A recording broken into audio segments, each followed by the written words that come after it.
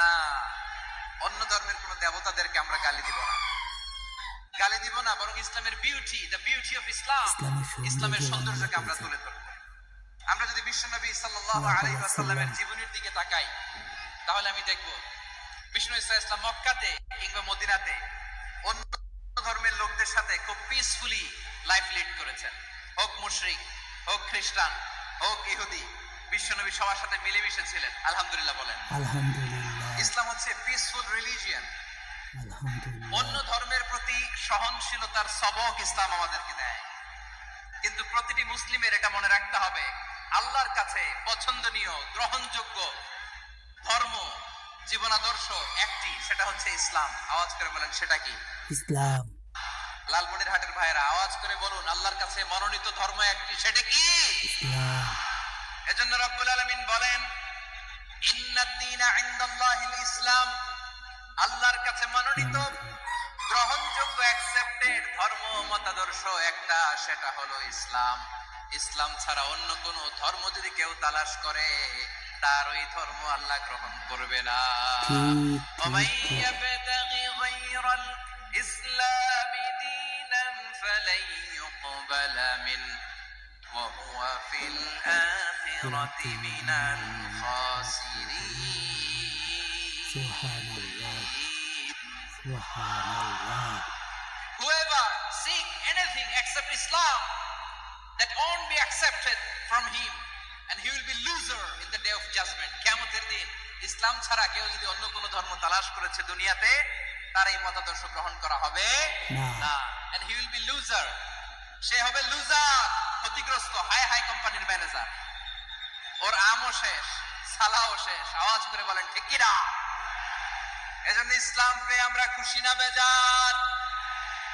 প্রত্যেক নামাজ শেষে আমরা আল্লাহরে বলি, আল্লাহ রাদিতু বিল্লাহি রাব্বা ওয়া বিল ইসলামি দীনা ওয়া বি মুহাম্মাদিন নাবিয়ান ওয়া রাসূলা। ও আল্লাহ, তোমারে রব হিসেবে পেয়ে আমরা খুশি। ও আল্লাহ, ইসলামকে ধর্ম হিসেবে পেয়ে আমরা খুশি। বিশ্ব নবীকে আমাদের রাসূল পেয়ে আমরা খুশি। ঠিক কিনা বলেন?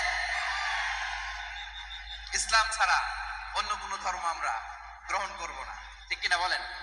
আল্লাহর কাছে অ্যাকসেপ্টেড রিলিজিয়ন একটা, সেটা ইসলাম।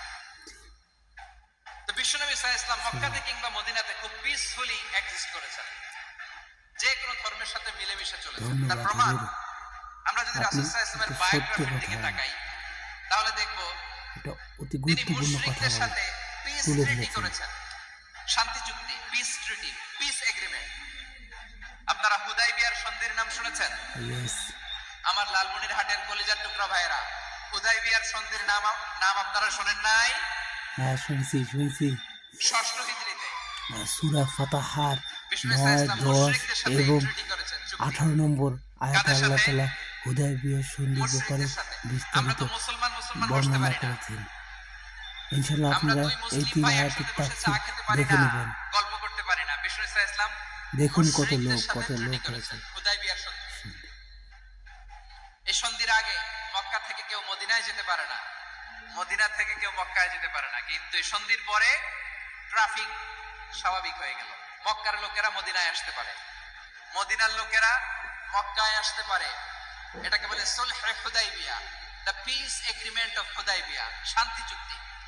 আমরা পৃথিবীতে এখন অনেক শান্তি চুক্তির নাম শুনি, এগুলো সব the piece treaty of Hudaibiya থেকে কপি করা। আল্লাহু আকবার, আল্লাহু আকবার। তাহলে বিশ্বনবী আল্লাহু আকবার। সাল্লাল্লাহু আলাইহি ওয়াসাল্লাম তিনি যে আপনারা অবশ্যই সকল ধর্মের সহাবস্থান নিশ্চিত করবেন, যা বাংলাদেশের স্বাধীনতা এবং সার্বভৌমত্বকে আরো সুদৃঢ় করবে, দেখুন, মানুষের ঢল নেমেছিল এই সত্য শোনার জন্য।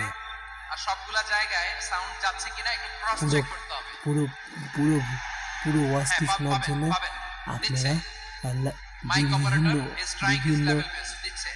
বিভিন্ন চ্যানেলের ভিডিওগুলি প্রতিটি জায়গায় প্রতিটি সাউন্ড বক্সে যেন আওয়াজ পাওয়া যায়, একটু ক্রস চেক করেন, সাউন্ডটাকে একটু স্ট্রং করে দেন। হ্যাঁ, ঠিক আছে, মাশাআল্লাহ। এদিকে তাকান, এদিকে। আর অবশ্যই সাউন্ড সিস্টেমটার ব্যাপারে সব সময় সতর্ক থাকবেন, বিশেষ করে যারা এগুলো আয়োজন করেন।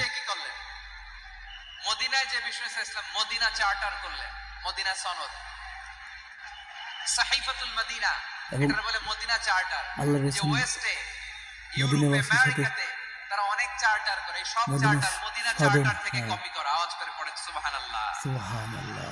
বিষ্ণু সাল্লাল্লাহু আলাইহি ওয়াসাল্লাম মদিনায় গেলেন। মদিনাতে মুসলিম, মুশরিক, ইহুদি, এই তিন ধর্মের লোক মিলে সব স্টেক হোল্ডার যারা আছে সবাইকে নিয়ে বিষ্ণু সাল্লাল্লাহু আলাইহি ওয়াসাল্লাম মদিনা চার্টার করলেন, মদিনা সনদ পড়েন সুবহানাল্লাহ। সুবহানাল্লাহ। শুধু তাই নয়, মক্কাতে বিশ্বনবী পিস এগ্রিমেন্ট করলেন, শান্তি চুক্তি মুশরিকদের সাথে। মদিনাতে যে বিশ্বনবী মদিনা চার্টার করলেন, মদিনা সনদ করলেন ইহুদিদের সাথে। আবার মদিনাতে বিশ্বনবী ইহুদিদের সাথে পিস ডায়ালগ করলেন, ইন্টারফেথ ডায়ালগ করলেন, আন্তধর্মীয় সংলাপ করলেন। যে সংলাপের মূল ভিত্তি ছিল তাওহীদ। মূল ভিত্তি ছিল কি? বাংলাদেশের স্বাধীনতা ও সার্বভৌমত্ব রক্ষায় বিশ্বনবী ইহুদিদেরকে সকলের ডাকলেন, সাথেই আহ্বান করলেন, সহাবস্থান নিশ্চিত করুন। বললেন,